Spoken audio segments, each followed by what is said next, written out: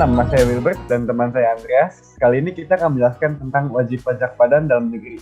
Dan ini ada 3 contoh soal. Contoh soal nomor 1 yaitu penghasilan kena pajak bentuk usaha tetap di Indonesia yaitu PT Mayora 2020 sebesar 20 juta rupiah. Berapa banyak pajak terutangnya?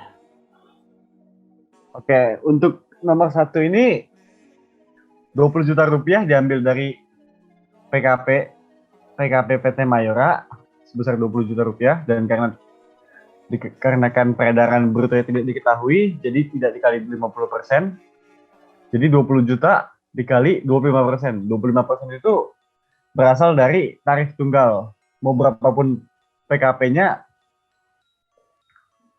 tetap pasti dikali 25%. Jadi 25% dikali 20 juta, hasilnya 5 juta. Ya, catatan jadi jika peredaran bruto kurang dari 4,8 miliar akan memperoleh fasilitas sebesar 50%. Oke, untuk nomor 2, peredaran bruto PT Indofood dalam tahun pajak 2020 sebesar 40 miliar.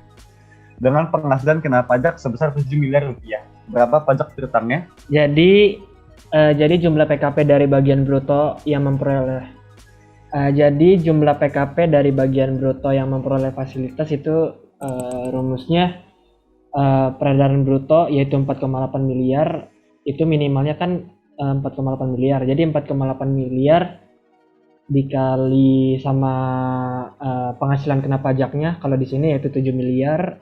Nah, terus dibagi sama peredaran brutonya. Kalau di sini itu ada 40 miliar rupiah. Jadi kalau misalnya dihitung-hitung itu hasilnya 840 juta. Nah, terus yang kedua hitung jumlah PKP dari bagian peredaran bruto yang tidak memperoleh fasilitas.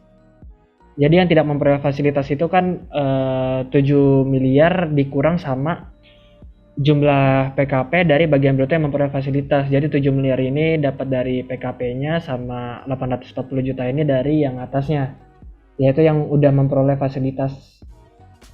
Ya, jadi 7 miliar dikurang sama 840 juta. Jadi hasilnya 6 miliar 160 juta rupiah. Nah, terus hitung pajak penghasilan terutangnya. Nah, terus yang pertama kita hitung yang memperoleh fasilitas, berarti 50% dikali 25% dikali 840 juta. Karena 840 juta ini kan kurang dari 4,8 miliar, jadi kita kali 50%. Jadi 50% kali 25% kali 840 juta, hasilnya 105 juta. Terus yang kedua, yang tidak memperoleh fasilitas kita kaliin sama 25%, yaitu 6 miliar 160 juta dikali 25%. Jadi hasilnya 1 miliar 540 juta rupiah. Nah, terus kita tambahin dan itulah jumlah pajak penghasilan terutang, yaitu kalau di sini 1 miliar 645 juta. Nah, sekarang nomor 3. Nomor 3 soalnya yaitu peredaran bruto PT Madona dalam setahun pajak 2020 sebesar 3 miliar rupiah dengan PKP sebesar 400 juta. Berapakah pajak terutangnya? Baik, untuk jawaban nomor 3, rumusnya adalah 50% dikali 25% dikali 400 juta.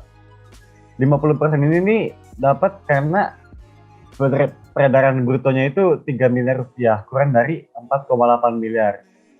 Jadi dikali 50%. Untuk 25%-nya itu adalah tarif tunggal, dan 400 juta ini dari PKP-nya. Dan bila dihitung hasilnya adalah 50 juta. Nah, sekian dari kita berdua, teman-teman. Semoga penjelasan ini dapat dimengerti. Terima kasih yang sudah menonton.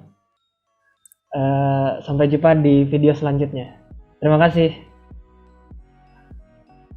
Dadah.